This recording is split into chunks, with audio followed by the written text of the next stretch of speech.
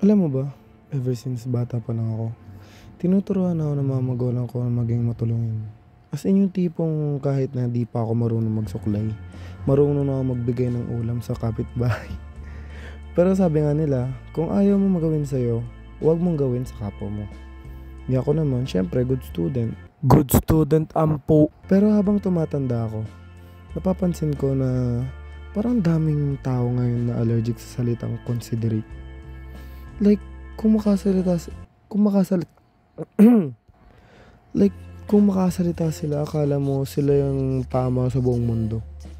Like, yung Gina G sa pang-judge, kahit di pa nila alam yung buong chismis ng buhay mo. Kaya ayun, ang daming nagiging tahimik. Di naman sa dahil nagiging shy type, pero kundi kasi feel nila na wala namang point magsalita. Kasi laging may mas marunong, mas tama, o mas victim kaysa sa kanila. Yung mga taong yan, mga tahimik yan. Sila pa yung pinakamabait, sila pa yung tipong okay lang ako kahit obvious na hindi naman. Sila yung laging nakangiti.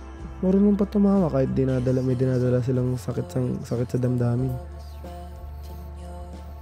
Yung tipong malakas sa biruan pero pag uwi malakas din umiyak. Minsan nga pag tinatanong mo kung okay lang sila, sabihin pa nila, oo naman, kahit sa loob nila, di nga pero sige nga, para di na makaabala, parang ganun. Tapos ito pa yung part na gusto ko i-point out sa inyo. Kung may sinabi man sa'yo isang tao about sa pinagdadaanan niya, tapos hindi mo naman siya best friend o hindi ka naman therapist, huwag kang biglang ako nga ganito eh. Hindi to pataasan kung sino mas malungkot. Hindi mo alam ang buong istorya niya. So huwag mo i-compare, huwag mo i-judge. Hindi mo rin kailangan maging bida sa lahat ng pagkakataon o oras. Minsan supporting role lang tayo sa buhay ng iba, di ba? Alam mo naman gusto kong sabihin dito. Gusto ko lang naman sabihin sa inyo is maging aware tayo sa taong nakakasalamuhan natin araw-araw. Hindi mo alam kung anong pinagdadaanan nila. Minsan, simpleng kamusta lang, malaking bagay na. At kung kaibigan mo siya, bigyan mo ng advice. Kung ayaw niya, edi wag. Okay lang. Di mo naman kailangan pilitin maging savior ng buhay niyo. Kasi at the end of the day, lahat tayo may kanya-kanyang opinion, emotion, at a perspective. So bago ka magsalita o mag-react, isipin mo muna, baka may hindi ka alam. So yun ang naman ang kwento ko sa inyo. Gusto ko lang naman makatulong sa inyo kung paano maging aware sa mga nakakasalamuhan natin. Kasi di dapat all the time, mayroon tayong masasabi.